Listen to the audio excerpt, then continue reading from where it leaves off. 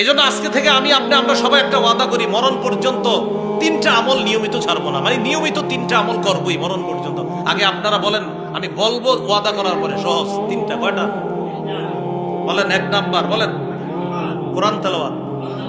2, যেটা ছাড়াই যাবে না, 5 ওয়াক্ত নামাজ। এটা তো ছাড়া যাবেই না। তাহলে 1 নাম্বার তিলাওয়াতুল কোরআন, আর 2 নাম্বারটা এইভাবে বলবেন যে যেটা ছাড়ার সুযোগ নাই, সেটা হলো কি? নামাজ। 3 নাম্বার বলেন, সাধ্য অনুযায়ী দান সদকা। আপনার 2 টাকার সামর্থ্য, আপনি 2 টাকায় সদকা করেন।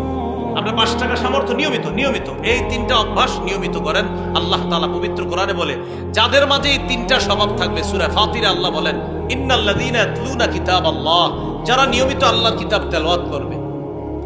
ইয়াতলুনা কিতাবাল্লাহ ওয়া আকামুস সালাহ, 2 নাম্বার যারা নিয়মিত নামাজ কায়েম করবে।